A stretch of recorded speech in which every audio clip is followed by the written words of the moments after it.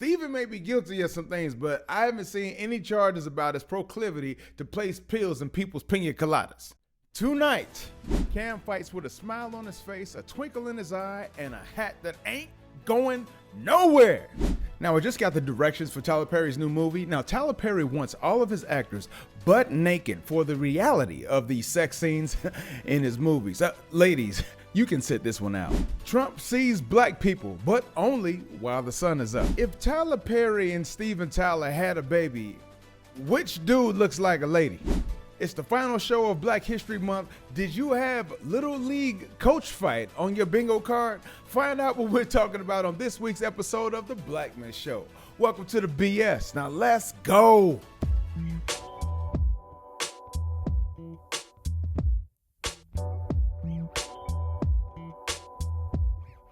What is good? What is good? Ladies and gentlemen, I am Seven Blackman, and this is The Blackman Show, a place where we can dissect the news with a little bit of 7 cents.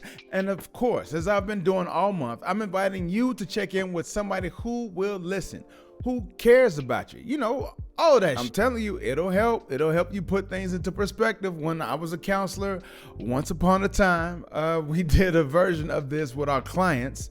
And I think it was pretty successful for those who actually wanted to open up, that is. But I digress. But with that said, let's get into the news. If you've been anywhere near Black Twitter, you've witnessed one Cam Newton, former NFL MVP and current hair model, taking his talents home to the A-Town in participation of a 7-on-7 youth camp.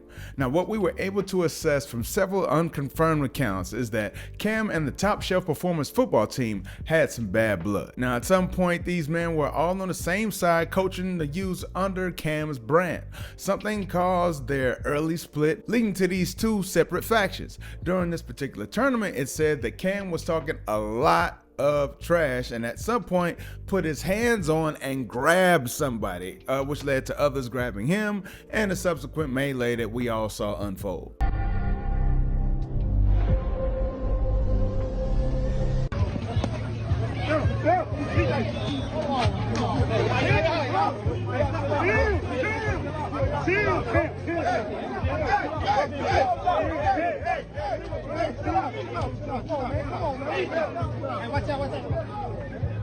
Statements came out like typical Cam behavior from some of the coaches, and as much as you can say for his sense of fashion and levels of articulation in his podcast, you gotta also remember that this is a man who has more children than passing seasons above 4,000 yards. And from this, I just wonder what we think when we see this happening with us in the midst of it all the time. I mean, I've seen lots of posts in support of Cam and his magic sorting hat, which never left his head. I'm thinking Hufflepuff, personally. But seriously, so what? He's a big man who's got all this dimension and size. Okay, sure. And he's used to doing that for a living, literally. And he seemed to do it with a smile on his face. And I've even seen posts where people are supporting the violence, saying that it's expected. Is it? Seriously, is it? I mean, why are we still doing this? Is it just a lack of respect for one another? I'm continually seeing somebody posting something like this while we're seeing some, yeah, it sounds good type of story about how we need to stick together and do better. My question is, when are we going to do it? We can't be a bunch of virtue signaling people making donations, but never actually doing the work. I'm just saying, we got bigger fish to fry, bigger dogs to walk, and guns to shoot. But this is what we continue to tie ourselves up in. And I know I'm guilty too, because look, I'm right now talking about it. I digress. And while we haven't heard anything reported from Newton as of this recording, I don't doubt that the man is going to address it on his podcast, 4th and 1. But I'll ask you, do you think we'll get more than platitudes full of sound and fury or some sort of actual substantive change? And are you even looking for that from an athlete? I'd love to know your thoughts on any of this craziness in those comments. So in the latest of Who's Disrespecting Us Now?, we get our very own ex-president and current sneakerhead, Donald J. Trump, speaking to his fellow GOPers in a recent South Carolina gala of the Black Conservative Federation, which oddly presented him with the Champion of Black America Award. Who voted for this? Seriously, like exactly how is he our champion. I'm just, and like, so are y'all speaking for black people? Like, who else has received this award? I'm gonna have to look that up. Who else has received this illustrative award that he's receiving? Who else is in the who was in the ranks? Who was in the runnings? Who did he beat out? That's what I'm curious to know. Who did he beat out? You know what I'm saying? Is he putting up any reparations bills? He doing anything about the thousands of missing black girls across America? Student loans? Universal health care? Is he at least coming forward with his relationship with one Jeffrey Epstein? I mean, why is it even when there are black people among us who act like they're of the more bougie sort, you know those types, they'll sit back and be talked down to by the very people that they trying to elevate? I mean, you're there calling this goofy your champion, and then he gets on stage and says that black people can connect with him because he's also been discriminated against.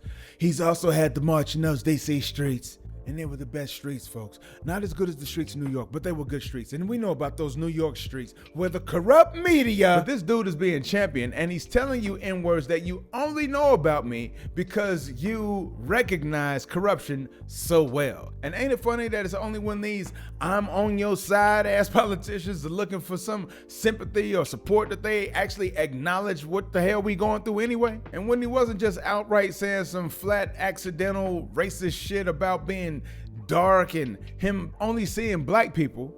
These lights are so bright in my eyes that I can't see too many people out there, but I can only see the black ones. I can't see any white ones, you see? That's how far I've come. That's how far I've come. That's a long way, isn't it? When he wasn't saying this crazy shit, he was actually seeming to acknowledge the reality far too many of us know, but very few #FFFFFF politicians actually speak to unless they need your support. Now, they're not going to do anything. Of course not. But they will at least make you feel seen. Right, Drumpf? I got indicted a second time, and a third time, and a fourth time. And a lot of people said that that's why the black people like me, because they have been hurt so badly and discriminated. I mean, this dude has said some of the greatest evils in our nation's history have come from the corrupt systems that try to target and subjugate others to deny them their freedom and to deny them their rights. Saying also that I think that's why the black people are so much on my side now, because they see what's happening to me happens to them. Are you serious? Like, and that's the thing. Of course he's serious. He's absolutely serious in all this stuff that he's saying. And we just sit there and eat it up like it ain't, man, like whatever. It's the wildest thing to see. Like, here, because I can understand. Joe Biden he's not what black people are looking for, and he's not what black people need as a president right now. I don't think Trump is either, to be quite honest. I don't think either of these people have our best interests at heart. I don't think we've had a president or presidential candidate in some years who's had our best interests at heart. To Drumpf and any of these politicians like him doing this participation by colors, but only when the cameras are running type shit, y'all, keep your concern and kumbaya bullshit that only matters every 4 years. F y'all and the black conservatives sitting on there cheering this N-word on. F y'all too. I'm not aligning with either side because I know that neither really gives a damn about people who look like me, or at least that's what I've seen since Bush #1. And I know I'm giving my age on that. And lastly, F this dude. Very interesting as you see black support eroding from Joe Biden. This is connecting with black America because they love sneakers. They're into sneakers. They love this is a big deal, certainly in the inner city. I mean, to think that black people only would relate to a candidate by the shoes that they wear, well, fuck. Speaking of fully clothed women in sex scenes, Kelly Rowland, one of Destiny's Children and Kevin Samuel's epitome, was he right? Was recently in Tyler Perry's latest cinematic offering to the world of Netflix in the movie titled Meaculpa, which basically is a Latin term meaning my fault, or it's your fault if you watch this thing according to Twitter, where it's basically getting roasted. And if you have any faith in the Rotten Tomatoes scoring system, and I'll be honest, I really didn't follow or know what it meant until now, but I found out that on Rotten Tomatoes, this movie got a 15% at the time of this reporting, which means that basically out of 100 people, 15 like it, basically. So the movie follows like, you know what, I'm not even getting into the plot. Just know that it's another movie made by the guy who made his billion by keeping the writing, producing, acting, ticket sales, wig making, catering, and everything else in-house. Now, I'm not one to crap on how one man makes their bread, but I just find it wild how the product doesn't seem to get any better regardless of how much money he makes. I'm just saying, you're about to drop almost $1 billion to produce more of this. Yes. Oh, here we go! Which at best is a high-budget Tubi movie, but with weaker plot lines. I mean, this ain't the early 2000s, Tyler. You can't shaky camera your way through a fight scene and call it drama like you did back in the day. Some people are becoming tired of your shtick, but let's be real. I mean, if it ain't broke, don't fix it, right? I mean, maybe until now, because the jury's still out, he hasn't produced a movie that hasn't produced a profit. And having Kelly Rowland and her, I want to say acting, at the forefront is really what will bring in the eyeballs. So he probably has nothing to worry about. But do we think that Tyler Perry is the D-League of the Hollywood game for black people? Look, man, all bullshit aside, can I please just have some ass? Okay. Wait a minute. You mean to tell me you made up this whole cross-dressing Christian cult crap just so you can sleep with men? Pretty much, yeah. Fuck you. Now stick that up your ass. Is the TP train the way that you get to the promised land? So speaking of Tyler's billion-dollar studio, he's recently stated in his Hollywood Reporter interview that the project that has been years in the making and planning, looking to offer 12 sound stages and hundreds of jobs, will now be put on hold, mostly due to the introduction of ChatGPT's Sora. And Sora, as they call it, is a generative artificial tool capable of creating hyper-realistic videos. And when they say hyper-realistic, they emphasize the real part of that. I mean, seriously, take this video found on Twitter that was created by the prompt of a movie trailer featuring the adventures of a 30-year-old spaceman wearing a red wool knitted motorcycle helmet, blue sky, salt desert, cinematic style, shot on 35mm film, vivid colors. I ain't gonna lie though, stuff like that all make, especially when you say a man. Why is it every time you say a man, it's all, when you say a man, the man is always white? Just something I always wondered. If you say a man, you do any of these artificial anything, and you just say, I want a man. No homo. The man is always white. Therein lies a little bit of bias, but please, let's go on and celebrate. Because here's the thing. Some of these AI and chat to content creation models, when you're sitting there putting in and you say, I want to create a black man that does such and such, or I want to show a black woman that does such and such, it thinks that you're being racist, so it doesn't even do it. So it's like, how do we even get around that? And granted, this technology can only produce up to a minute of footage, and some things like the fingers, hands, and overall consistency sometimes may be lost throughout the length of the production. This is about as bad as the technology is going to be, meaning that it's only going to get better from here, and there will be a time when Tyler Perry will only need to speak, thin plot line, bad wigs, black characters, along the lines of TV's Scandal, without spending nearly as much as in the actual production. While he says that he has no future plans to utilize Sora's capabilities, it's quite notable that he's completely halted the almost $1 billion investment due in much part to this new technology. But what do you all think of this sort of tech? How else would or could it disrupt industries? I personally think of like the adult entertainment industry and what could be done there, virtual assistants, customer service bots, all sorts of jobs that could be destroyed within a matter of prompts and command. I mean, we had Tyler Perry who was going to be creating hundreds of jobs, but with this invention of AI, you could potentially lose tens of thousands of jobs overnight. And with that in mind, would you use it? Are you seeing the creations that's being placed online already? I've seen a couple and they are freaky. So in the realm of guys getting called out for things that they did way before we knew they were weirdos, I recently saw the people getting upset over the dismissal of sexual assault against one Steven Tyler, Aerosmith frontman and Pirates of the Caribbean extra, who won't be facing trial for the alleged assault of former model Jean Bellino. The then 17-year-old claims that Tyler had her, quote, pinned against the wall, clearly struggling. Nobody said stop. He was humping her while his friends were outside laughing, end quote.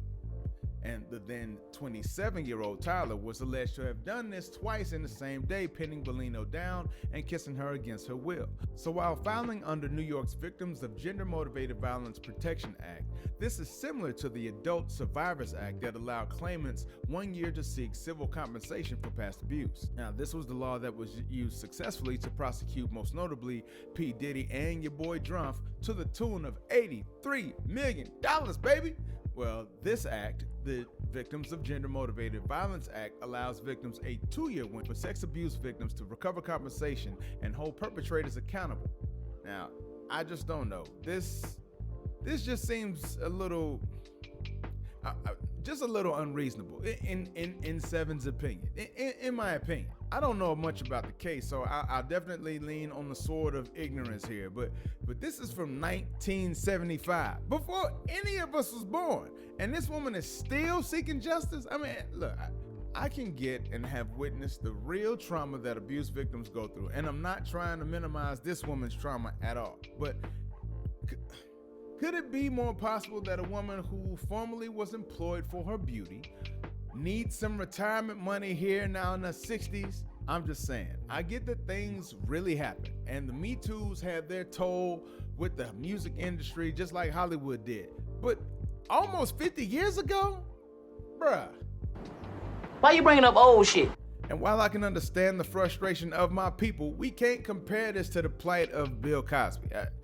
Dude was drugging women. But seriously, this ain't Bill. Steven may be guilty of some things, but I haven't seen any charges about his proclivity to place pills in people's pina coladas. Now, Bellino's case has been dismissed because the judge said that she, quote, does not allege conduct presenting a serious risk of physical injury, end quote, and therefore was not legally sufficient to go to trial. She does have until March 13th to amend her complaint, so we'll have to wait and see where things go from here. But that's where we'll have to leave it. What are your thoughts on Steven's charge? Does it matter that this is the second one against him involving a minor?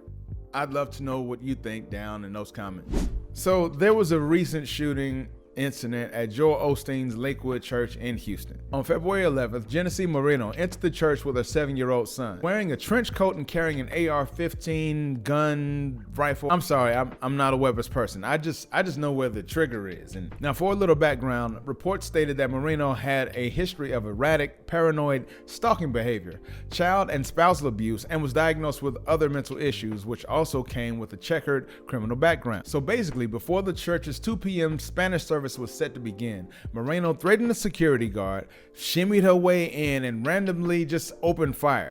How they did it with their agency.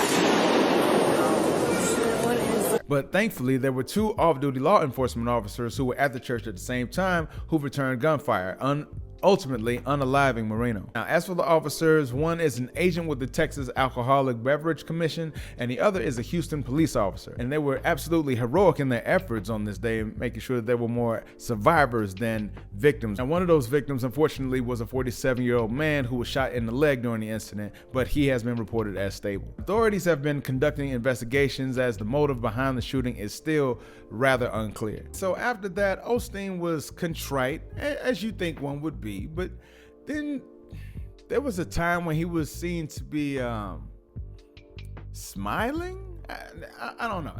And while I understand that there are those of us who have that nervous habit, you'd have to think that a 60-year-old feel-good preacher with the car salesman coif would know how to comport himself when the red light is on. You know what I'm saying?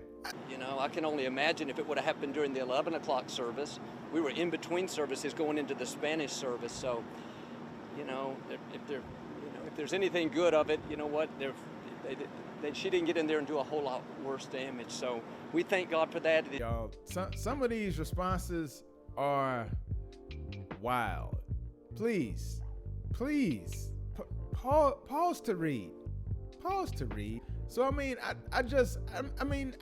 get it. I mean, you're the pastor of the Feel Good Church where people randomly find money in the walls, and you already have a bad record of how many people you didn't help when Hurricane Harvey rolled through. Shout out to Mattress Mac. If you know, you know. Recently, the footage from this shooting was released by the Houston PD as part of their effort to present footage within 30 days of its occurrence, and I thought it notable to update a few things. First of all, Marina was 37, not 34, not that it really matters. After her son was struck in the head 3 times by officers, Marina can be heard saying on the video that won't put her weapon down, and now she has a bomb now that her son is dead. Well, assumed to be dead at the time. Now, her son was initially in critical condition, but after 7 surgeries as of this reporting, he's been able to open his eyes and smile at his grandmother. What are your thoughts on the event that took place at the church house? I'd love to know where you land. Do you think it's like some sort of weird cosmic karma due to his Hurricane Harvey absence, or just bad coincidence? And how does this man smile so freaking much? I mean, he definitely could have been a Crest kid. I know y'all don't know nothing about that. So each week is a little bit different. Each week is a little bit better, and I'm glad and I'm happy with the direction that things are going, even with nuance in my life, even with new thoughts and new ideas and new pursuits and all that good stuff. I'm appreciative of the journey, right? So with that said, I will say that for me, I'm feeling physically, I'm about at I'd say I'm at I was about a 1-2 last time. I'm about a 2-3, only because I got the shoulder thing. If anybody knows what I can do about my shoulder, it would be great, because it's just like I get these random shoulder pains, and I don't know what's happening. It's just sometimes it's nothing, and sometimes it's everything, and I don't know. There's no rhyme or reason to it. I have no idea. So right now I'm at a 3 with the shoulder, but other than that, physically I feel great. Internally, externally. Mentally, I'd say I'm at a 1, really good, in a good headspace, with a lot of things that are going on, especially with the nuance like I was talking about or referred to before. Feeling good about that. Financially, I'd say I'm about it at a 2 or 3, but that's only because I know what's on the horizon. And spiritually, I'd say I'm at a 1. So I'd love to know where you guys are. What's your rating? Where do you check in? With that said, this has been The Blackman Show. Once again, this is 7 Blackman inviting you to peep out our merch found at theblackmanshow.com. And congrats to our 250th subscriber, Diane Salzman. We've got something for you, so be sure to reach out to us so we can get that over to you, lady. Follow the show on all the socials at Show The Blackman, where you can send whatever clips you want to this black man to react to our Ask A Blackman segment. New one dropping this weekend. You can also drop me a line at tbs@theblackmanshow.com and put in the subject line, Ask a Blackman. If you've enjoyed this video, I invite you to hit the like, hit the subscribe button, share this video with your peeps, and even hit that notification bell. Thank you all for watching this far. I'm grateful for each one of you, so please, until next time, take care of each other and check in with somebody who cares about you. It ain't gotta be me, but if it's me, so be it. Either way, I'll see you next time. Peace, and we out.